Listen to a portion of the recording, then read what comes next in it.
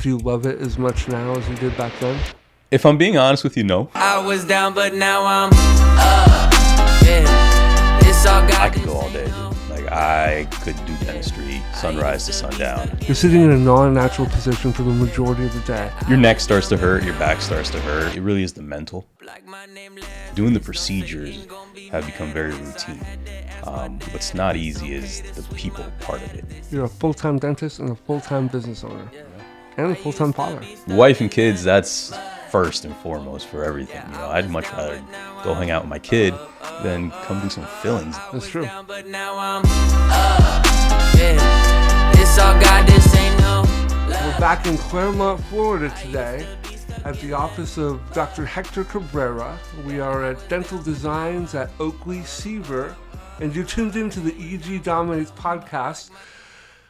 Welcome to the show, Dr. Cabrera. It's nice to be on, finally. Good, what was it, year and a half you've been doing this? 2 years? Yeah, coming up on 2 years. A little bit of a break with the cancer stuff, but been charging back, and we've been shooting a lot of episodes. And well, we go back years. You're first one of of my all, guys for a long time, one of my good friends, and we were hanging out right before the cancer diagnosis. We were actually paddleboarding at the lake in Windermere, and that's when you told me, like, hey, I've got something on my lip, like I'm a little worried about it. So we've been kind of at this even before we knew what was going on. So it's nice to see you still here. There's never any doubt you're recovering well. You look good. I know Thank you you. don't really feel good, cancer free. There you go. Yeah. So if this episode was going to be filmed like a week or two later, I'd have a snap-in denture. Now, I don't know how well I'm going to be able to talk when It'll be an I get adjustment. that initially, but that's going to be the next step for me. Yeah. So, hey, I'm just glad to be here. I'm glad to be cancer-free. There's a lot of good stuff we're going to dive into and talk about today. The whole premise of my show and the whole purpose of me initially starting it was, I wanted to give doctors a platform to talk about who they are, where they're from, what life was like for them growing up, what they're passionate about, where they decided to go to school, why they decided to get into the profession that they're in. And then, for doctors that are business owners like yourself, what are some of those challenges? What are some of the things that you've learned along the way that's made you not only a better business owner, but probably also a better husband and father and leader. Yeah. I find you to be a really good person, and that's what I think is part of the reason why I gravitate to you. And we've had a lot of late night combos. And some man tears over chicken wings and beer. That's right. That was fun. That's right. No, we're probably gonna need some Kleenex on this episode. But also too, we gotta with the sweet or with the salty, you need the sweet, For right? sure. For A second food review. That's right. Last time we did this, and I was on your show.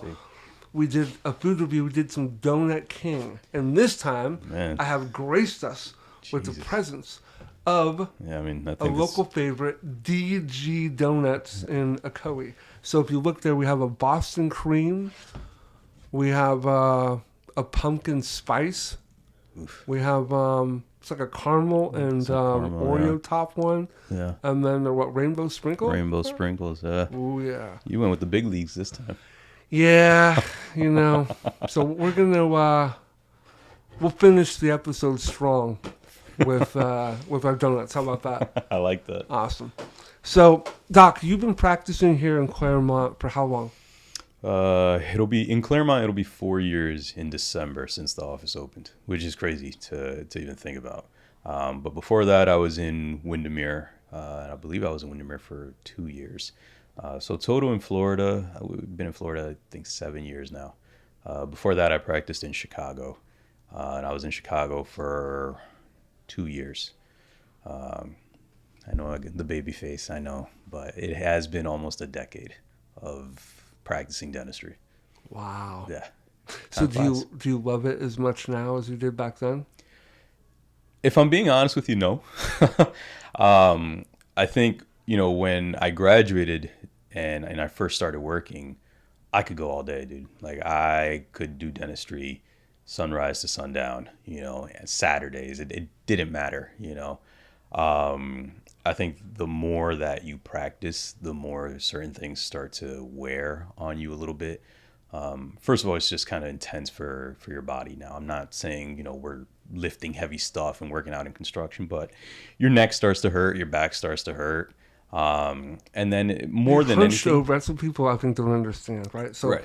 imagine if you're not in dentistry, you're sitting in a non-natural position for the majority of the day. Yeah.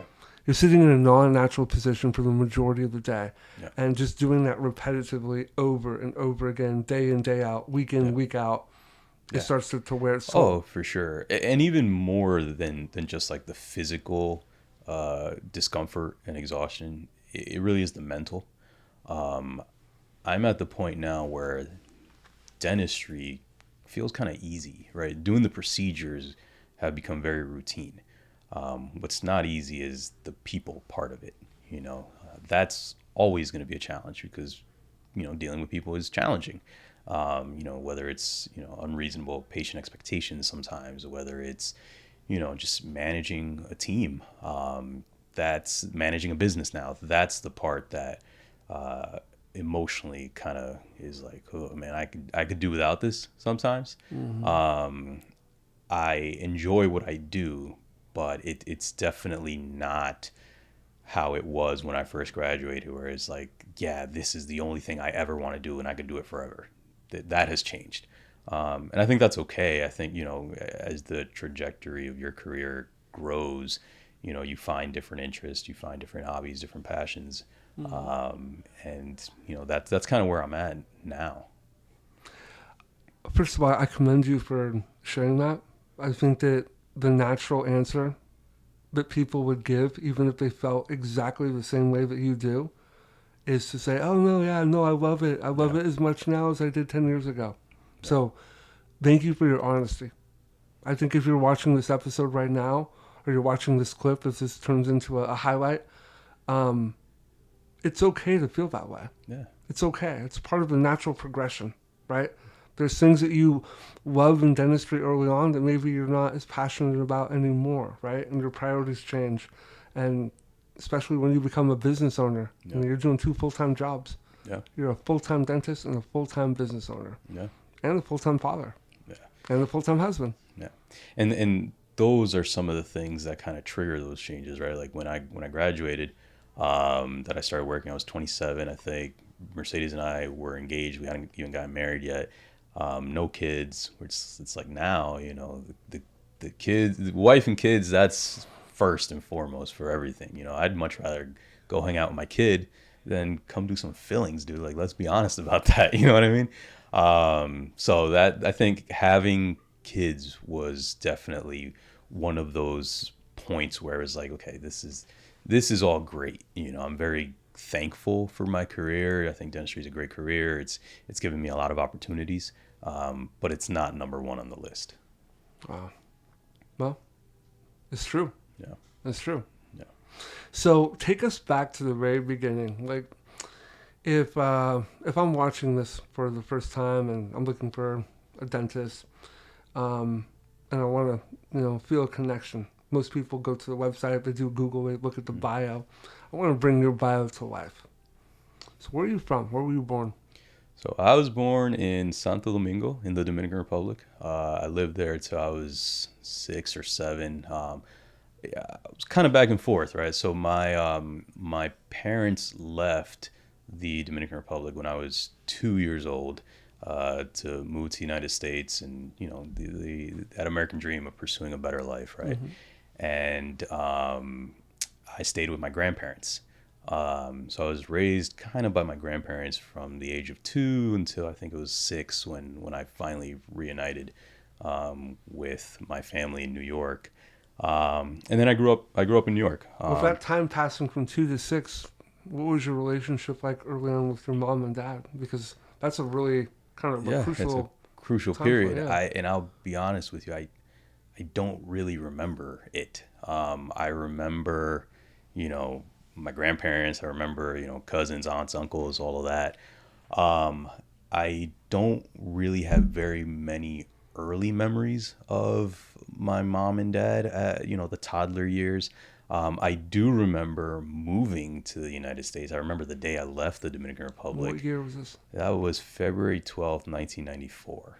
It was the first time I saw snow. I remember my dad had like this old, it was a white car. It might have been like a Chevy, like one of those cars that you would see like from the 60s that had like a really long front. And we lived in Yonkers at the time in New York, and we were driving home, and he pointed out like, that's snow. And I was like, just like amazed by like, whoa, that's snow. And then I would remember him getting ready to go to work in the morning, and like, the beeper and all that. What did your dad do? So he studied psychology, but he worked for as long as I can remember, he worked for Coca-Cola. He was a business development manager for Coca-Cola, and then other positions within that company. Okay. But yeah, I mean, my childhood in the Dominican Republic was awesome. I mean, we did not have much.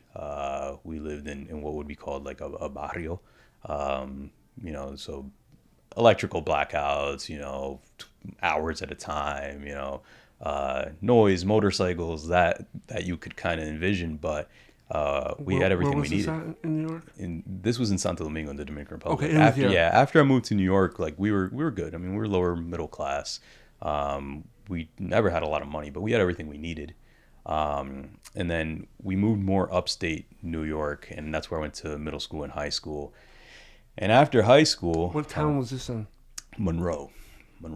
How far is that? Like, where's side? That's going to be like an hour and 20 minutes north of Manhattan. Okay. Up by Bear Mountain, if anyone's familiar with that area. Slower pace. Slower pace for sure. Maybe a town of like 50,000 people. So definitely a slower pace compared to the city. And it's not if you're not from New York, it's not the New York that you would envision. Sure. You say New York and you picture Manhattan. Yeah. This would be like saying almost like Vermont, right? Like the Appalachian Mountains were my backyard, right? So it was beautiful, beautiful place. And after high school, it was kind of that delta of like, okay, well, now what do I do? And I think a lot of people in dentistry would tell you like, oh, I wanted to be a dentist since I was like 6 years old. Like it's my passion. And for me, it was never that. Dentistry was not anywhere on the top of my list graduating high school of things I wanted to do. I actually got a scholarship to study communications at Hofstra, which is in New York. And the decision to study dentistry was based 100% on a desire to make my dad proud. I have an uncle who's a dentist, coincidentally, and he lives in Windermere. And I remember like it was yesterday. I come downstairs. I had just graduated high school. I come downstairs, and my dad's sitting at the kitchen table, and he says, have you ever considered, being a dentist? Your uncle's a dentist. He's got a great life. He's his own boss. You don't have to, deal with people telling you what to do. And I had gone through braces for 6 years, so I was good on teeth. Like I had no more teeth for me. And I was just like, dude, no way. Like that's not even an interest of mine. Like, are you insane? But he mentioned it a couple more times, and I think throughout my childhood, one of my driving motivations, I think, was I want this guy to be proud of me. And so I went to the Dominican Republic. I went back to the Dominican Republic to go to college, and the day that I took like the entrance exam, you select your major. Like that's how it works. Like you take your aptitude exam or whatever, and you check off like this is what I want to major in. And just almost like impulsively, I selected like dentistry. And I had no idea what that entailed at the time. Like I didn't know what dentistry really was, what classes I'd have to be taking, like what would come next. But it was just like, I think this is what's going to make him proud. And so that's what I went with. And fortunately, I ended up liking it to the point where I wasn't like miserable and regretting my decision every day. But that was kind of just luck. There was no, I've wanted to do this since I was a little kid. There was absolutely none of that. Why was it so important for you to make your dad proud? I knew about his childhood. He did not have an easy childhood at all. He didn't know his biological father. He, the man that raised him, that, I grew up thinking that was my biological grandfather, but that man took him in and then subsequently kicked him out of the house when he was 13. My dad kind of raised himself. He was shoe shine boy, from the time he was 6 years old. Basically clawed his way out of poverty, went to college, would literally walk miles to go to class. So he didn't have much. He didn't come from much. And Self-made. it was self-made. And I always wanted him to feel that he had given me a much better life than he had, and I would be able to live up to that. So I don't know that I ever really achieved that, but that was always the motivating factor for me. Why don't you feel like you achieved that? We had, I guess you could call, a contentious relationship. It wasn't always smooth, and it wasn't always bad. It was rocky, I guess was the way that you would describe it, right? My rebellious teen years, my dad was very much like Iron Fist type raising me, but he wasn't like that with my younger brothers, right? Like after I went to college, he was a lot easier on them than he ever was on me. And I guess from that old school. Why do you think that was? Well, I think, just from that old school fatherhood of we don't got to talk about our feelings. We don't have to talk. We're men. And what's interesting, he wasn't like that in any other aspect of life. Like he was not a macho type man, but just the way that he raised me, he very much was, and I always resented that. And it's interesting. I'm not a fatherhood expert, right? Like I'm not a parenting guru or anything like that, but you and I have had this conversation. If there's any piece of advice that I would give to fathers of boys in particular, it's to make your son feel like you like them, not that you love them. The you love them part should be natural. That's fatherhood. That should be like a given. I knew my dad loved me, and I knew that if there's anything I needed, he would do it for me. What I never knew for sure was, did my dad like me? And there's a difference there. Right? You as a father of boys, you need to make your son feel like you like him, right? Like I want my son to know, like, dude, I don't just love you, I like you. Like if I could choose who would be my son in this life and then the next, I would choose you every single time. Like I want to hang out with you. I think you're awesome. I think you're the man, dude. Like I like you. I like being around you. I like your presence.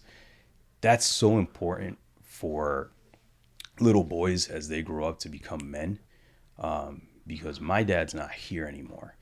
And for the rest of my life, I always wonder, if he could have picked, would he have picked me as a son? I knew he loved me, but did he like me? Would he have picked me?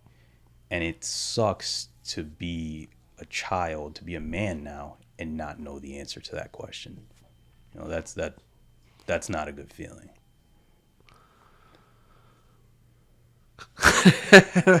And it is. God damn you. It's so true, though.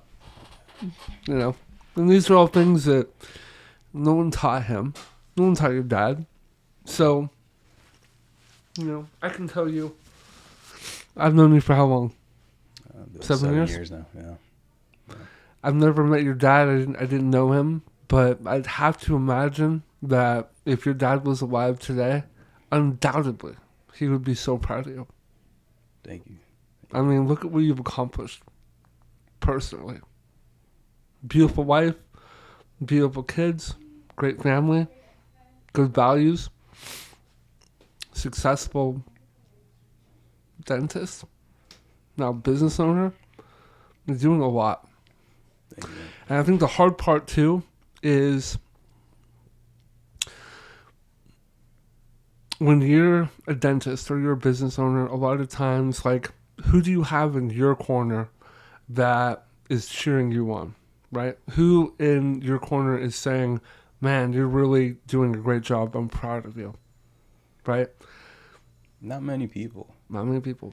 You know, before I opened the office, somebody told me everybody is going to come for your money, in the sense that every rep that you speak to, or, you know, anybody that says, you know, hey, this is going to contribute to your success, there's a motive behind that, right? They're trying to sell you something. And there are times where, you know, I don't know what to do, and I look around, and it would be nice to, you know, call your dad, dude, and be like, hey, what do you think? I mean, he had no idea about the dental industry or anything, but just on a human level, hey, Pop, what do I do? You know, now I'm very fortunate that I have some really good people in my corner, people like you, in my corner, that I know that the motive is pure, right? If I ask you for advice, I know that you're going to give me advice from the heart. But a lot of dentists that are business owners, I think, you know, it's akin to being on an island, man. You're trying to figure it out on your own. You know, it's not easy. No, it's not. All right. So we kind of strayed a little bit off topic here, but the conversation was good. You really bring out such a raw, emotional thing, because I think that there's a lot of people, especially men, that have the same thought in their minds that you do. You know, I know my dad loved me, but did he like me? Would he chose me? And I think he would have been, without a doubt. Without a doubt. Thank you, brother. Yeah. So, grew up in New York, No. going through high school. You have a brother who is younger than you. Yeah, two Right. younger brothers. Two younger brothers. Yeah. What were you like in high school? I was not the straight A student, but I mean, I got good grades, right? I got decent grades. There were certain subjects that just came very naturally to me, things like English, social studies, like I didn't have to try. And then the subjects where I had to try, like math and science, it was like low B's, high C's, you know what I mean?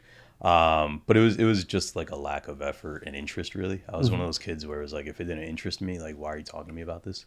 But I could get along with anyone, man. I hung out with really any crowd. It was like a chameleon. I could just as easily hang out with the punk rock kids as I could with the kids listening to DMX. You know, I don't know. I think I've always kind of had that ability to find common ground with anybody, with whoever it is that I'm talking to. So high school was fun. I mean, would I do it again? No. But, you know, what's interesting now is the few people that I keep in touch with from high school are probably the people that I spoke to the least while I was in high school. You know, I wanted to be liked, if I'm being honest, in high school. You know, and probably the people that I had least contact with in high school are like the kids that were like super smart, that you could tell all the way from back then, like, this kid's going to be a doctor, or this kid's going to be, you know, somebody really important. Like, those are people that I was like, nerds, you know. But now, man, like, to me, those are like the coolest people, right? Like, I went to high school with a kid that he's an emergency doctor, and he's on ABC. He's an ABC News correspondent, and shout out Dr. Darian. Wow. And you know, like, to me, that's like the coolest thing. Like, yeah, man, that's awesome, bro. Good for you. You know, like, I think when you're a 14, 15-year-old kid, you know, you're not thinking about like how important education is necessarily, or, No. you know, and for me, like, I started high school when I was 12, you know. Yeah, I was 12 years old in ninth grade. I graduated high school when I was 16, And most kids were like 18 and driving, and I was like, taking the bus. So like I feel like try a little harder to be cool. You know? Yeah. Wow. Okay, so graduate high school. You played in sports at all in high school, or like what did you do for fun? I played baseball. I wasn't great at it. I've always been, smaller, but I think, being Dominican, the perception is you're born with like a bat in your hand. That's right. So, so I played some baseball, recreational basketball, and stuff. But most of what I did for fun in high school, I guess, would now be classified as like loitering. Oh. Like just like hanging out, at the basketball courts, talking BS with your friends and stuff like. Well, it's funny. That's really changed over the years, right? So you think back to like, I'm a little bit older than you, but like you think back to like the 80s and the 90s, like where did kids hang out? The mall. The mall. Yeah. Did you have a mall you hung out at? Yeah. Okay. Yeah. No one hangs out at the mall anymore, right? No one one hangs around out. here, no one's going to the West Oaks Mall unless they're going to the movies, right? Yeah. So where do kids hang out if you live in Orlando? Well, I can tell you because I got 3 teenagers. A good place that they like to go is Universal. As crazy as that sounds, all my son's friends have Universal passes, and like that's a hangout spot. And I know that they're going to be safe there. Yeah. There's usually a parent that goes in the area, but yeah, times have really changed. And a lot of kids don't hang out anymore. You're right. Everyone's so attached to their phones. I was gonna say, I think if we look back as a society, like back when I was a teenager, like if you saw a bunch of kids at the basketball court and they're laughing and they're being loud, adults would probably get annoyed by that. We had the cops called on us a couple times. Like, dude, we're just hanging out. You know what I mean? Mm-hmm. I think as a society, like collectively, I think we probably wish we could go back to that. Yeah. Because now it's just, you're right, man. It's the screens. You don't have human interaction as much anymore. It's unfortunate that there's a lot of weirdos out there. Yeah. And it's also unfortunate that I think there's not a lot of accountability to crime and people's actions, which slowly over the course of time has put us as parents on a heightened sense of alert. Oh, for sure. Because you want to know where your kids are. Yeah. And now we're tracking our kids with apps, and we're doing all these things because really and truly we want to keep them safe. Yeah. Yeah. I mean, the world's changed, man. I mean, I don't trust people with my children, whereas before, growing up, in you didn't think about it. No, I mean, you play outside until the streetlights came on, and that's your cue to go back in, but the world's changed. All right, so we're gonna keep progressing. Okay, so you go to school, and at what point now you're going to dental school? You're learning, you're making connections. You graduate in dental school. Where did you go for dental school? So in the Dominican Republic, I went to a school called Unive. Best, I think, in my opinion, best dental school in the country. We got a lot of clinical experience. Okay.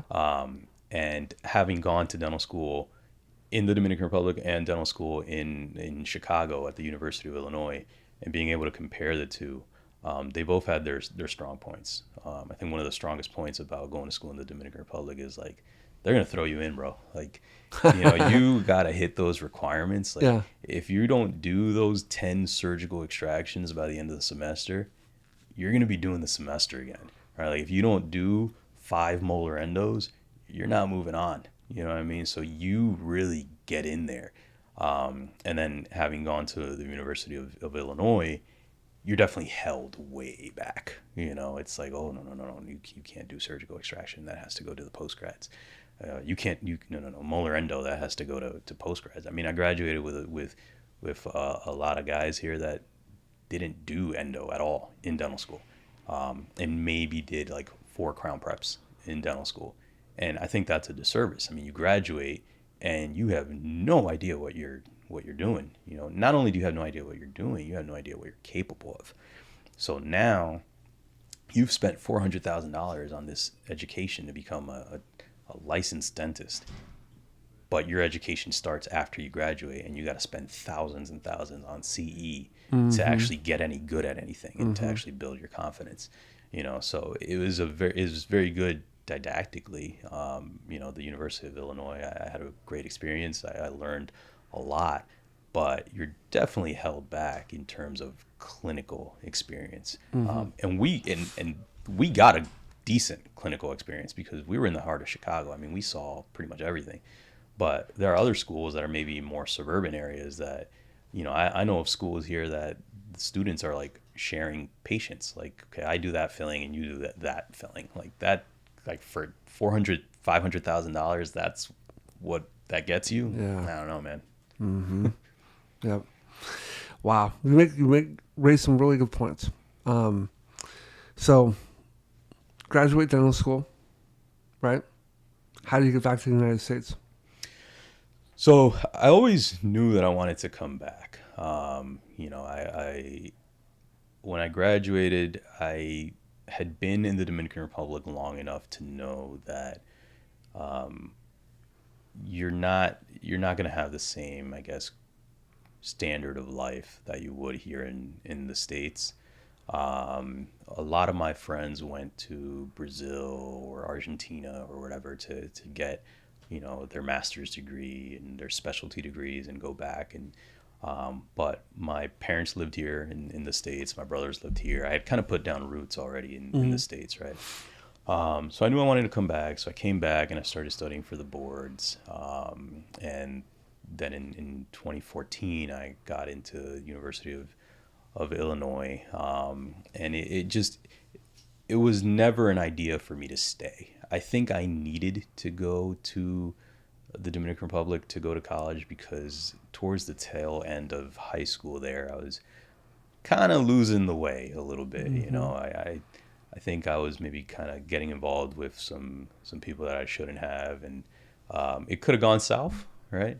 And so I think that was a way for me to kind of like, all right, I need to go straighten myself out and appreciate some of the luxuries that I do have, and really just grow up a little bit and mature. And all of my extended family lives over there, so I think the calculus on my parents' ends was, okay, there's more eyes watching him.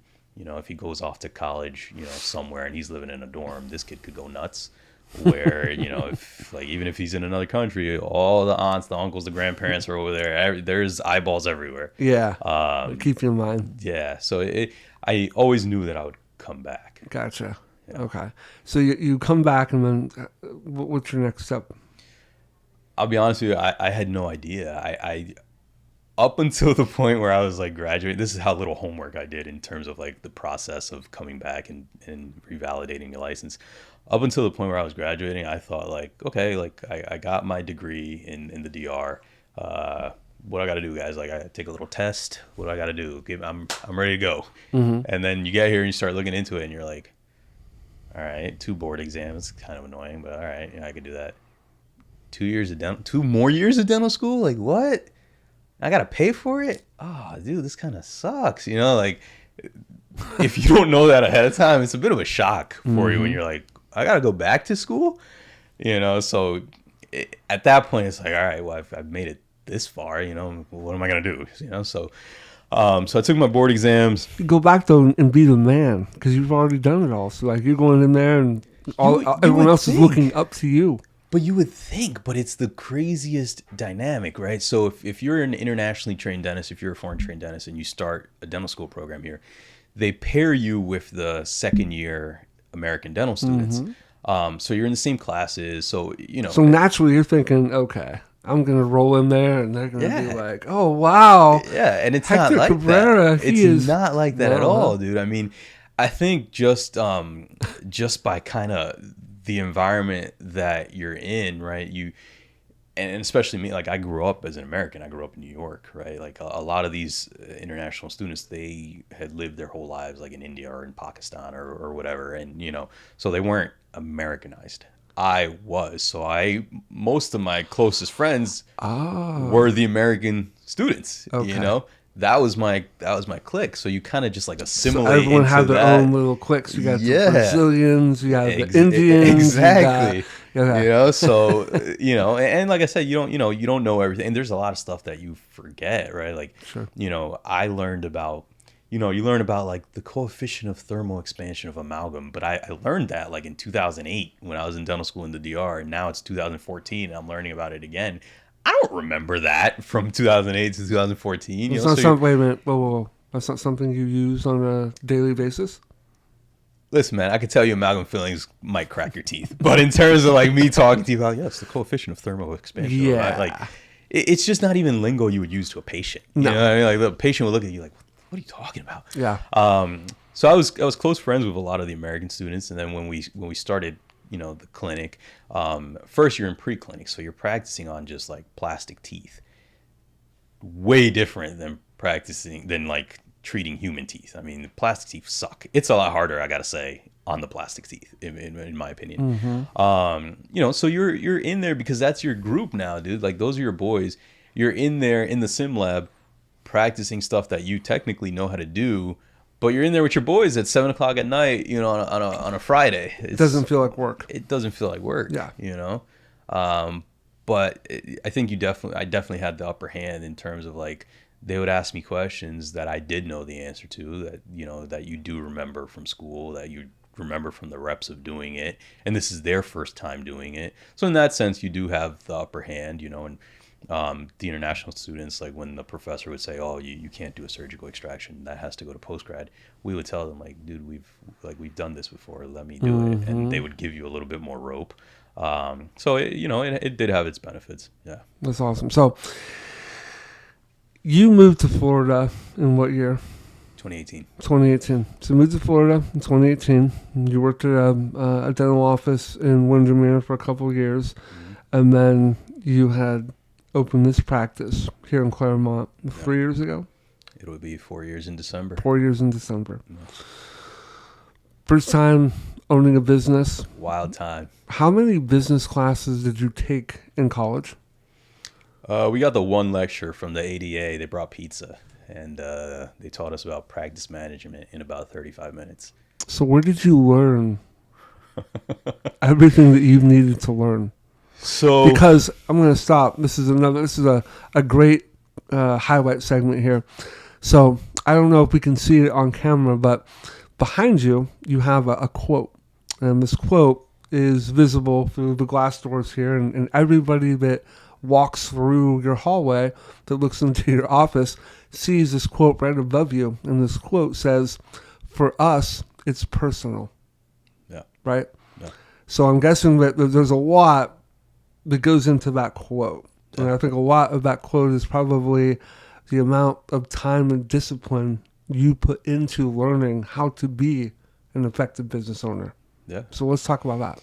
Yeah, I mean, dental school in Chicago, there were a lot of people during lectures that would sit there and debate very rigorously about, you know, the strength of different bonding agents. Mm-hmm. I was not one of those people. I was one of the people sitting all the way in the back of the lecture hall on a website called Dental Town, which was like a messaging forum where practicing dentists would talk about practice management. And right around that same time is when podcasts started to become a thing, right? 2015, 2016, 2017.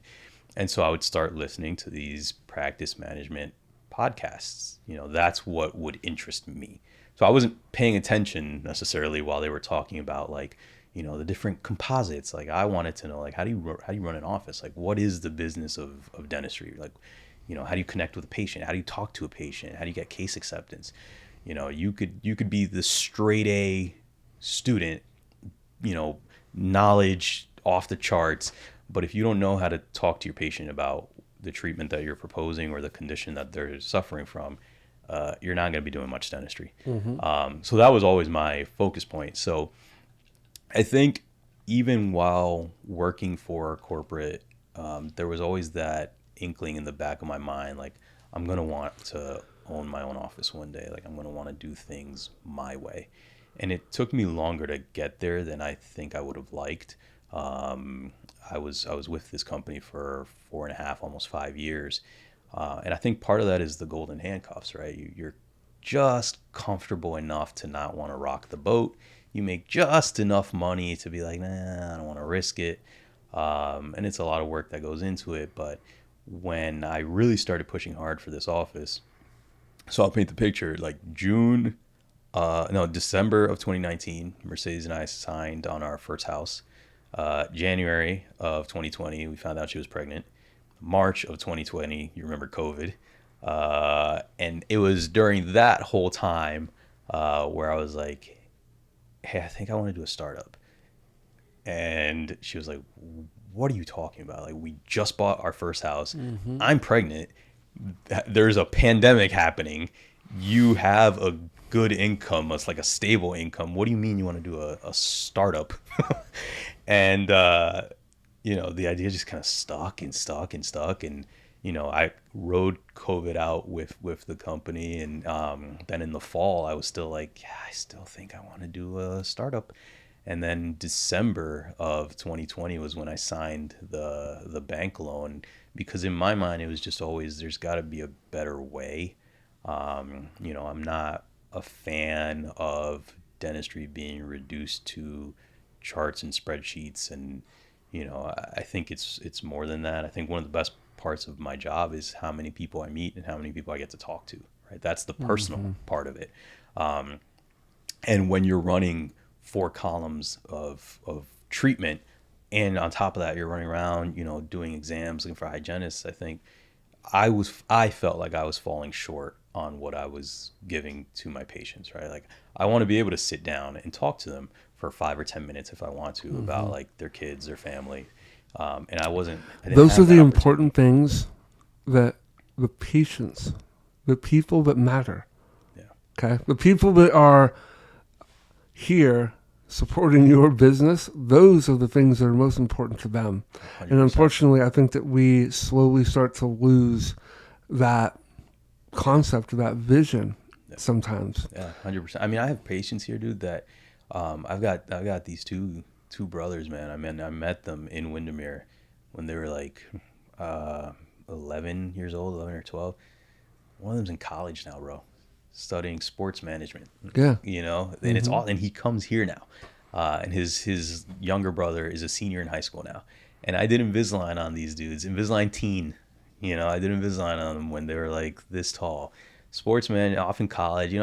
I've seen patients that now they have kids, and I'm mid-30s, man. That should not be happening to me. But I saw a patient that now they've got a kid, and it's crazy. It's awesome that they found me on Google. I looked for you everywhere after you left Windermere, and they're still driving from Windermere to come here. We've got patients. We're in Clermont, Florida, dude. We've got patients that come here from West Palm. I mean, it's just an awesome feeling. That's, to me, is like the best part of what I do, is I get to talk to, a lot of people. I've even interviewed some people, and it's the best part of that. I've really enjoyed watching your progression, not only as a dentist, but more importantly as a father and a business owner over the last couple of years. Love your social media for the practice and your personal, because you're funny and you're real. And I think that's what people admire about you. So in the time that you've been working here at the practice, when it comes to the amount of time that you put in, not as a dentist, but as a business owner, if I'm a young dentist starting out and I'm thinking about starting my own practice, drop some knowledge on us. What does that look like? Well, at first you're going to grind, man. You need to know how to do everything in your practice. That doesn't mean you need to do everything in your practice. Huge difference there. For me, I think the number one thing that has made this place successful is my people, my team. Yeah. That's it, man. That's the whole ballgame. That's everything there. And a lot of them have been with me for years. They came with me, they followed me from Windermere. Nelly, my assistant, I've heard a lot of dentists say, like, oh, you can't get too close with your staff. To me, it's the complete opposite, dude. Like, I want them to know, like, I love them. I appreciate them. I trust them. Nelly could easily be my sister. I have that much trust in her. And we've grown the practice now to the point where I'm fortunate to bring on an associate. I brought on Alicia, Dr. Parchment. Happy birthday. Dr. Parchment? It's her birthday today. Yeah. Shout out. Nice. She's I have so not young, met her. dude. You have not. She's No. amazing, and she's so young, dude. She's way too young. But it allows me freedom now. This is almost 4 years in, but the first year you're doing everything, man. You're doing everything, but you're doing everything with the goal of getting of being able to cut back a little bit, right? So you have to. What I mean by that is you have to invest in them. You have no right as an owner, as a dentist, as a doctor, whatever, to get annoyed at your team for doing something wrong if you haven't invested the time and energy in teaching them how to do it right. Now stop and replace the word team with children. Say it again. You have no right to get annoyed at your children for doing something wrong if you haven't invested the time and energy in doing it right. And it is, man. I mean, I've spent countless hours with Nelly or Melanie or Paola or Lexi or whoever is here, teaching them the system. And I'm going to give you a self-realization moment right now that I just picked up on. Okay. It sounds like you have had the self-realization of why it's important to develop your team the way you're talking about right now, because when we started this episode and we were talking about your dad and how hard he was on you, you're basically rewriting the way you wanted or wished that your dad would have fathered you, almost in a sense, right? Yeah, I could see the parallel for sure. Yeah, is that For what we're sure. talking about? More guidance and less like Short temper. ham-fisted Yes. yeah, absolutely. Yeah. I could see the parallel. And same thing applies with my son for sure. Absolutely. I mean, now with my team, for example, what I have taught them is like, this is our system, right? This is dental designs. This is the outcome and the goal that I want. How you get there, I do not care, right? So they don't have to do things my way, the way that I would do it. But I want the same result as if I did it. Yeah. And now, for example, man, I'm so fortunate. Like yesterday, Thursday, I left here at 10:30 in the morning. I had a surgery. I got a surgery done. Dr. Parchment was here for the rest of the day. She's got it covered. Melanie's here. She knows what to do. The hygienists are amazing. I don't got to worry about them. Nelly and Talita were here assisting. Like, I didn't have to be here. When I first started my practice, I loved it, man. I loved it in the sense that, like, I own my practice. This is exactly what I worked so hard to achieve. Physically be here all the time. Like I was the only dude with a key, right? Like, I own my practice. This is exactly what I worked for. And then as you mature a little bit, you come to realize, like, okay, this is cool. I own my practice. I answer only to myself and my patients. But really, I own my job. Because if I'm not here producing, my family's not getting fed. Yep. So what do I do so that I don't have to own my job? Well, I got to develop some systems. I can't rely on one person. I have to train everybody. I got to put a lot of time and energy in now so that everybody knows what to do if I'm not here. And then that led to bringing on Dr. Parchment as an associate. So now I'm starting to feel like, okay, I don't own my job. I own a business now. This business can function without me. A couple weeks ago, I went to the Dominican Republic. I wasn't here for 2 weeks. Practice was fine. Had one of its best months ever with me not here. There you go. So that is the goal. That is what I wanted. Money means little to me. What I've always wanted is freedom of time. I've never wanted to trade my time for money. I've always wanted the ability to say, like, I practice dentistry because I want to. I do this case because I want to, not because I have to. Yeah. I'm going to go to work that day because I want to. And I'm not there yet, but that's my goal. That's what I want to get to. That's awesome. Good for you. Man, that's such a cool take. This is such a refreshing conversation, because I think that you're saying a lot of things that people just don't necessarily sometimes have the courage to say, You got to be real, man. You got to be real to yourself. I mean, if you're lying to yourself, how are you going to achieve anything that you want to achieve? You know, you got to have a roadmap. It's true. And you gotta be clear with what your goals are, and you gotta be clear with what your values are. And if those are muddy waters, then you're not gonna get very far. Love it, man. So drop some knowledge. So drop some knowledge on us from a parenting standpoint. Now, I know you have two younger kids, and I know that that's a handful. Two big personalities in the household, right? Yeah. What have you learned in the last year Oh man. about being a father? Anything stand out in your mind? I think the fact that the minute that your first child is born, everything is magnified. Every decision you make is magnified. When it was just Mercedes and I, like, we could pick up and go, you know, we could kind of do whatever we wanted. Now you're responsible for this little person that's always there, always in your face, and it's exhausting. And there are times, I'll be honest with you, when it's not very fun. You know, that might not be the kosher thing to say, dude, but there are times when it's like, you know, Mercedes and I want to take them out to dinner or something, to a restaurant, and then they're screaming at the restaurant, they don't want to fit, and you're just like, dude, this sucks.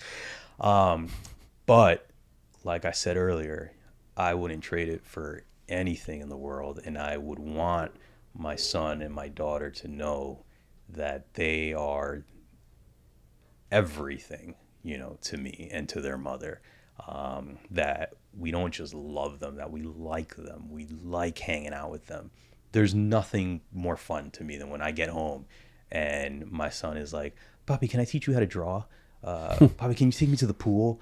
You know, Papi, let's play Spider-Man and you'll be Hulk. You know, there's nothing better than that. Or, you know, when my daughter says, can you pick me up? There's just nothing better than that.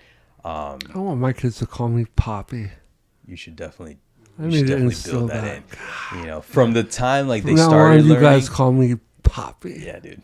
When he first started learning how to talk, it was like he was, you know, dad and that stuff, and I very quickly was like, nah, dude, Poppy.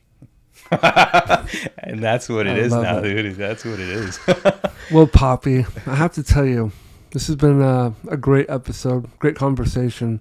The one thing I think about a lot is, you know, in the experience I've been through since we sat down and did this episode almost, you know, a little over a year ago, is my biggest takeaway going through this is every single day I wake up not knowing if it's going to be my last day. No. No one expects to get diagnosed with cancer and go through everything that, you know, I've actually had to go through at the age of 45, right? Yeah. We all think we're going to be here and live to be 80, 90 years old. But unfortunately, it's just not reality. And so every day I wake up and I think, and I literally do every single day, I think to myself, am I doing enough? No. Am I enough? So those are the two things that weigh heavily on my mind right now, right? And when I think about the premise of the show, and I think about, you know, for all the guests I've had on my show, if you Google, like if I Google Dr. Hector Cabrera, everything that comes up is about you as a dentist, you as a business owner, but nothing is you as a person. And that's what I really try to bring to life, is for people to see who you are as a person. And with that is how you want to be remembered. And you're a young guy right now, and how you want to be remembered is going to change several times in the next 20, 30, 40 years. But for right now, if somebody was watching this in 10, 20 years from now, how do you want people to remember you, or what do you want to be remembered by? The one word that jumps to mind immediately is empathy. I consider myself a very empathic person, and I think that's missing in the world today. I think, unfortunately, we're living in a very polarized society. I think just across the world, we're living in a society where people, don't think about others. We don't think about the impact that our words have on others. We don't think about the impact that our actions have on others, and I I don't like that. Whenever I make decisions or say something, I try very hard to think about what the impact of my words will be on another person. I want people to know that I care. I don't think that's a weakness. I don't think that caring and kindness are things to be ashamed of or laughed at. I think that those are virtues. I think caring about your fellow man, your fellow human, is not just a virtue, but it's necessary for the survival of our species. I mean, if we don't care about each other, where is that going to lead to? I think about the amount of death and horrible things in the world, and war and poverty and famine, and it hurts to think about it, and it would be very easy to not think about it and to have an ignorance is bliss kind of mindset, and just focus on my four little walls. And I can understand why people would choose to do that, because it is a lot and it's kind of anxiety inducing to think about all that stuff. But for me, that's something that drives me, is anybody that I can come in contact with and just let them know that, hey, somebody cares out there. It's important. And I think it's more so important for me because, going back to what you just said, we don't know when our last day will be here. It doesn't matter if you're young or old. It could happen at any moment. My father's last day was very unexpected. He was 53 years old. And, 1 minute he's here, then the next minute he's gone. We all have a timestamp. We all have a very, very limited time on this earth. So why don't we do something that is going to be impactful beyond our years? Really, you get a couple generations where people remember you, right? Yeah, That's I talk about that a lot. Like my great grandparents, I don't know them. I know nothing really about them.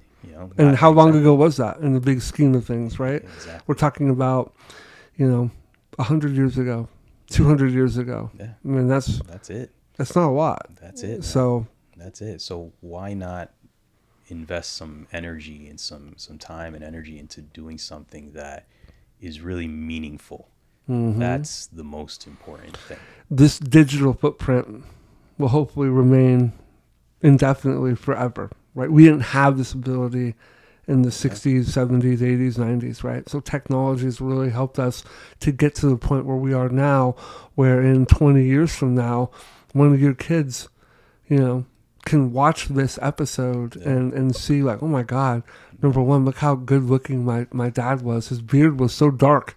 and he didn't use Just for Men. How about that? But it's really more importantly, it's about your message, right? Sure. So thank you for coming on and sharing that. Thank you, brother. We're gonna flip the script now. We're gonna end on a really high note.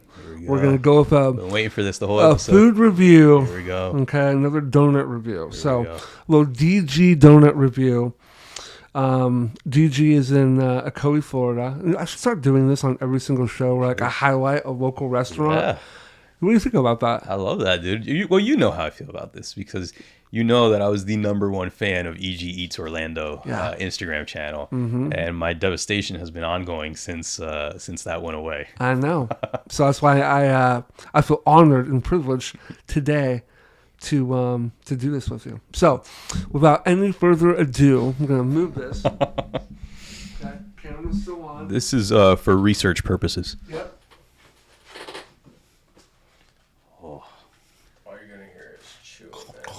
Okay, so we got a little assortment here, right, of donuts. What do you want to go with? Whatever that Oreo thing is up there, Oreo? that's Okay. looking good, man. So you want your napkins or you want to grab it? Use your hands. Jimmy, can you in sterilization in the lab there should be napkins Okay. I was just gonna go to the bathroom and grab the paper. Yeah, those are fine too. Okay. Yeah, paper towels Grab are fine. some for you too, Jimmy. Yeah, Jimmy, you gotta participate, man. I will. I'm gonna open this one, Yeah. and I am going to let that goop just drop. I think this might put Donut King to shame. What? I'm think telling this you, might- it's so good. All I know is I'm about to lower down this microphone before I hear chewing from that thing. 'Cause Let's go.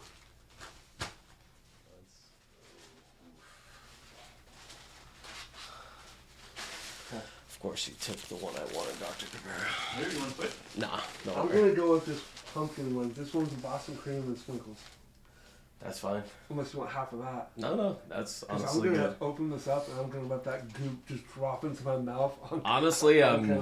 this is gonna be for me driving back home Okay. to see my wife. So Okay. Well then just take those whole. Take just both of gonna. those. Just close this up and take it home. Then. Yeah, dude. Take it.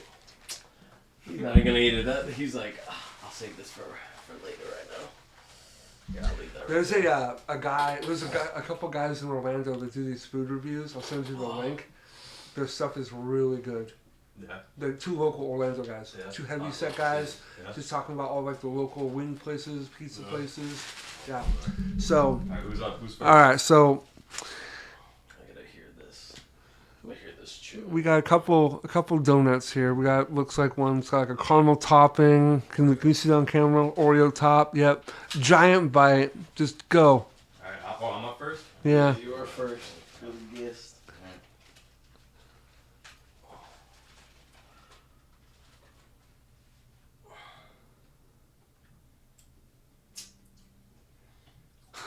That's crazy chewing right Yeah. What are we thinking? Uh oh. now. You need water? Is that your water? I poured it into that, so I've been drinking okay. This taste is phenomenal. Heavy on the caramel, so it's sticking to the teeth, that. back of the retainer. Oh. Oh. So for the inconvenience of it only, I'm gonna go with an 8.2. Are we talking about a fixed lingual bar? We are. Old school, baby. I didn't know a lot of docs even did that. Old school. I'm gonna have to have my wife come see you then. All right. So in my world, I went with it's like a pumpkin spice filled donut, and for the full effect, I'm gonna open this thing up.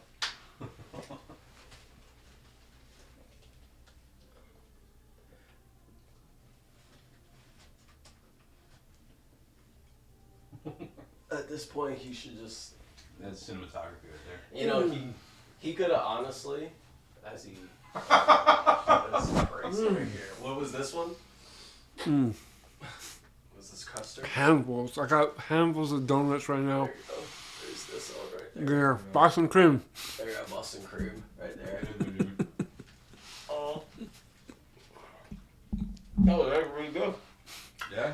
Yeah, this We one's. need ratings. I'm the only one that gave it a rating. I'm gonna go like this is. I mean, this is a lot to work with here. This is definitely like an 8, 9 out of 10. I was gonna say the same thing. The kids would say more of like a 6, 7. So really, The kids would. yeah, they would say it's mid. Of course they would. Honestly, this is good. It's not like too crazy. It's actually easy to eat. Yeah. That honestly looks harder to eat. Yeah, this is intense, but it's good. It's just it's a lot happening here. Like eat it with a fork. Honestly, when Juan edits this, it's gonna be like what just happened all over. Come on, you could have been here, man. I don't even know if he would have eaten it. That man goes to the gym all the time. Oh. You still go to the gym, right? Yeah. What was this like? All your work Oh, this is protein. in There's like eggs in here. a week? Oh, okay. All that week, just a week's worth of working out. Then. Alright. You wanna sign out, or we might wanna? Do it that way. It's more natural. PG out. Hold on. I really attacked. You did. That they're on camera Honestly, too. yeah. Like that's gonna make for some But really you know- good footage, I think. But you did. You know what's so funny? You actually did that last time too. We both like kind of like picked the hours a little bit. And you I went kinda hard? just- Yeah, you went hard last time. Yeah. I remember. Consistency, I love it. Okay. We're gonna end it, so we're gonna be quick. Here we go.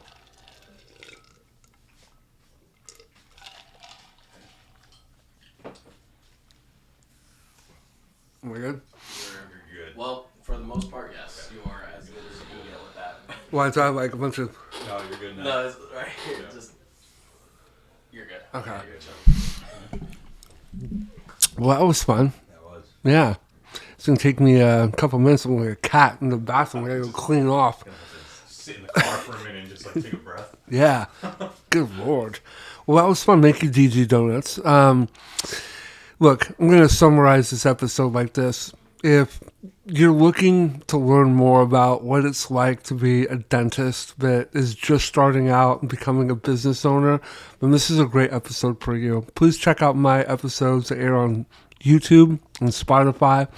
My guest today is Dr. Hector Cabrera from Dental Designs at Oakley Seaver. He's a great guy. If you're looking for a dentist in Clermont, highly recommend you come check him out. Dr. Cabrera, you're the man. Appreciate you. Thank you so much for being on the show. Love hanging out with you. Mic's on, mic's off. Doesn't matter.